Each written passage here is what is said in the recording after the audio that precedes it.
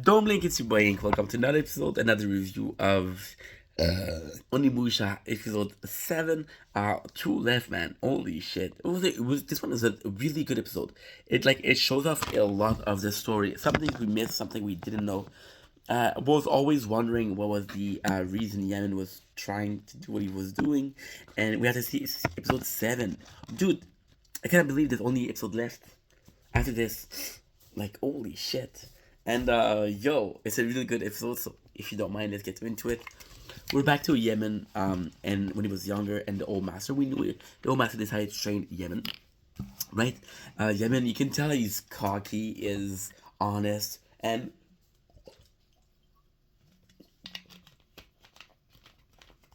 the master asked him, "Did you disrespect this samurai?"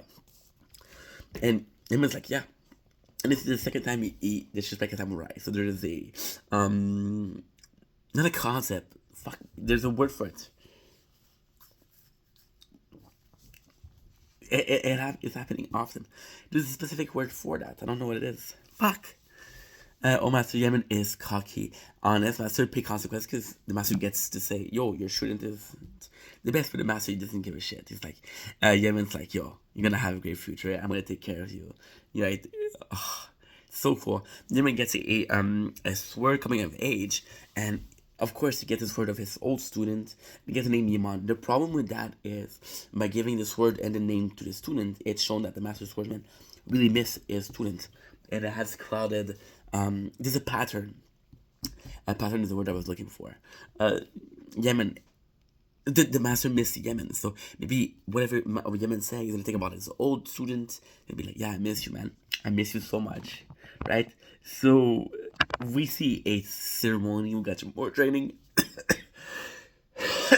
We see the young Gensai, and the reason why we know it's Gensai is because of the haircut, which again is in the first episode, which is kind of cool, right? And they're fighting right away. Yemen wins, and when Gensai's like, "Yo, it's not fair," and Yemen he gives advice. You can see that Master he likes it, and he sees like, "Yo, there's potential in this kid. There's a lot of potential." Ask this woman ask Yemen if he regrets becoming a samurai, since he doesn't like samurai. Yemen said it doesn't matter if it doesn't matter if he wanted to become a samurai or not. It doesn't matter if he's a samurai or not. It matters that he had a debt for him because the master did take care of him and he fed him and he right. The master swordsman. He's like, "Yo." So I know I'm moving fast, but the story is moving fast also. The master swordsman. There's like a really cloudy night. It's like, "Yo, I know you don't like samurai. You'll tell me your secret tonight, and I'll promise you, I will never talk about it. If the secret dies tonight." So because you know that Yemen is full of shit when he says, "No, I owe you a debt," right?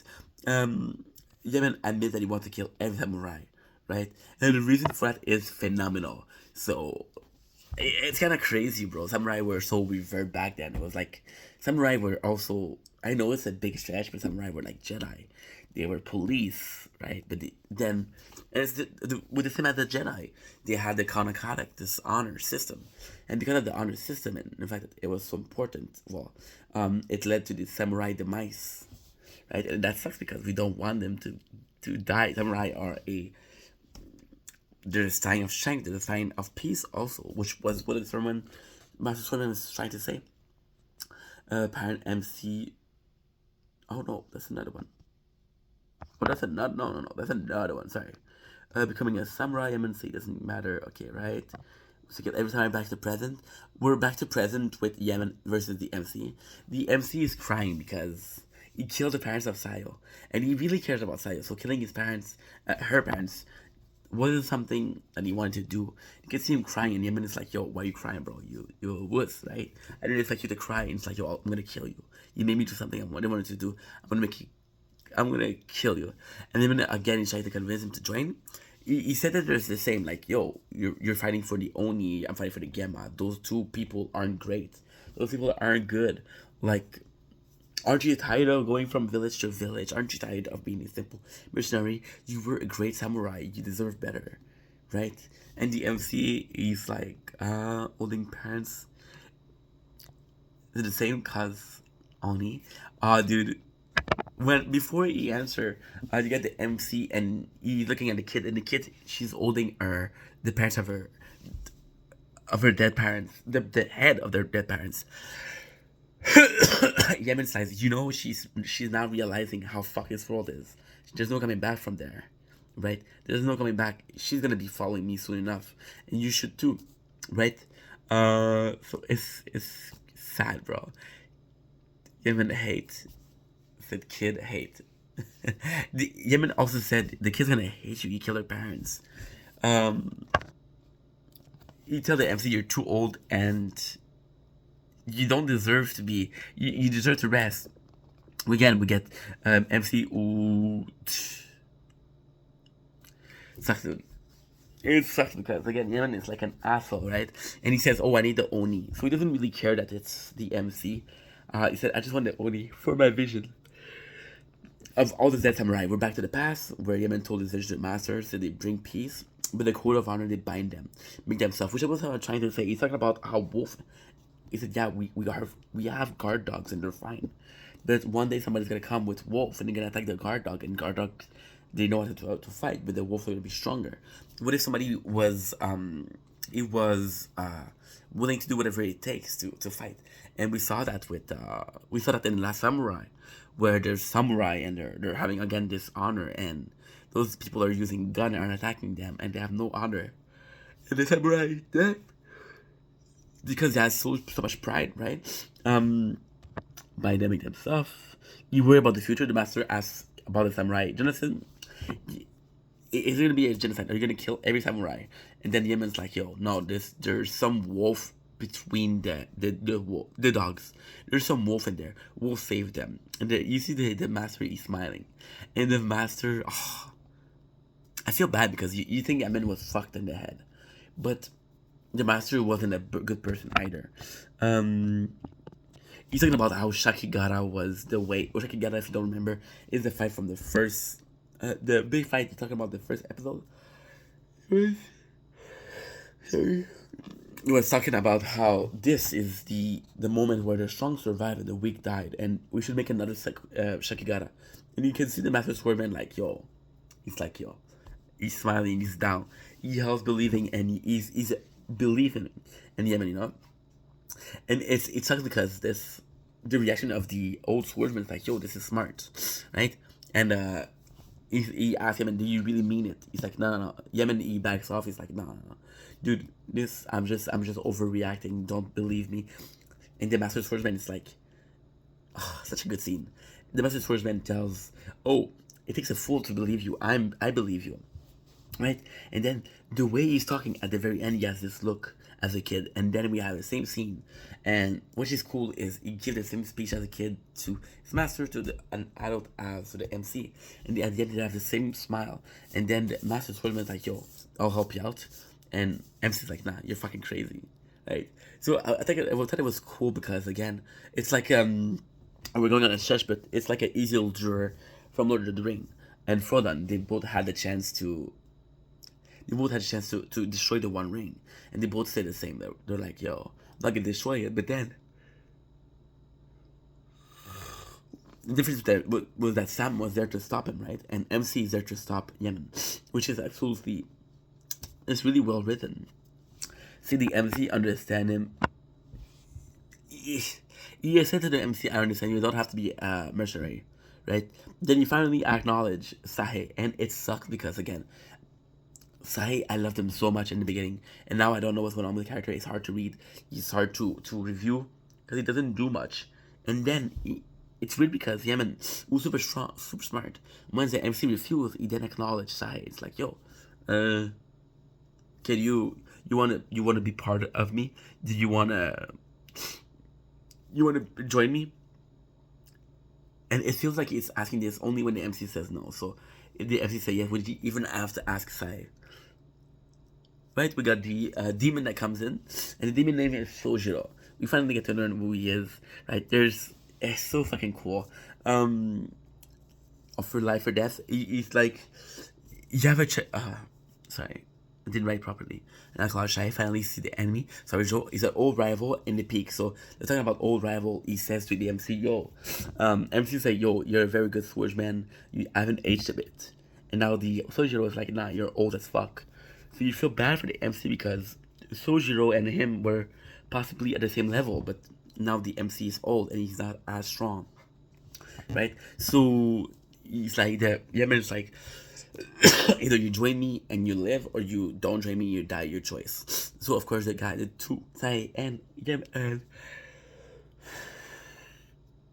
she refused, right? Old rival in peak physique, Yemen offer life or death. He joined, tell Sojo to cut off the arm of the MC, but instead he cuts off the arm of Yemen. And the reason for that is kind of clear. It's like, yo, it's I keep on making this link. I keep on making this comparison. There was the perfect example for that was under the show called Dragon Ball. One of the main characters is Vegeta. Vegeta is a cold-hearted son of a bitch, and as you move on, the story becomes softer and softer, and he start having feelings and caring about people. There's a chance where the sorcerer is offering him to wash his brain, to do a brainwash, and he's gonna come back to become evil. So then Vegeta becomes accept the choice. He becomes evil, and then as a revenge, he kills he kills the sorcerer, right? And he's like, yo, I don't have to listen to you. You don't boss me around. So he just used the quote unquote bad person, right? Is when he tells the soldier to cover the arm. Yemen, he cuts off the arm of Yemen, and it's not clear if Yemen dies here. It is not clear. So usually Shizuo is a friend. He's a friend of the MC. Like, he's respecting it. It's like, yo, I do want to kill you. We are gonna fight, but I do care about you. So then they want the same thing, right? They want to have a clear fight. The MC want, overall, the MC want to be a good samurai. He wants to be fair. He wants to be noble. And Sojiro, although he followed the wrong path, he wants to do the same. You can see that he has 4 arms now. He has 4 katanas. We knew the MC was stronger when he had 2 katanas. So imagine 4, right? We had the Gamma. We're all coming to the where they fight. So basically, by Yemen getting his arm chopped off, he has a Gamma to come. So we have that. All the Gamma, they come, they surrounding the MC and the Sojiro, right? And it's kind of cool. He tells the other to leave. The MC is like, yo, and it's kind of crazy because you know Sojiro is strong. There's a lot of Gamma. Like, just leave. Then it's weird. It's odd to say. So he tells the other to leave. He says sorry to the kid. We don't know if the kid forgive him. We don't know if the kid is mad. What we know is Sojo just saved the MC. So when he see that they're surrounded by Gemma, are they gonna help? Nah, not even. The kid comes himself. He said to the kid, and it's when it's sad, it apologize to the kid itself because he tells the kids like, "Yo, I'm sorry. Guess I'm an only after all, right?" We don't know if the kids forgive him. I wrote down the kid forgive him, but it's still not clear.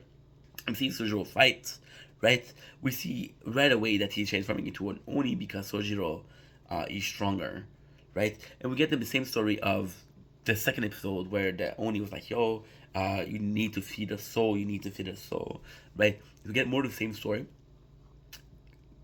Finally fight.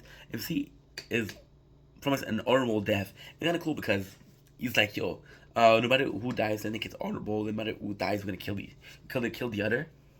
Then again, man.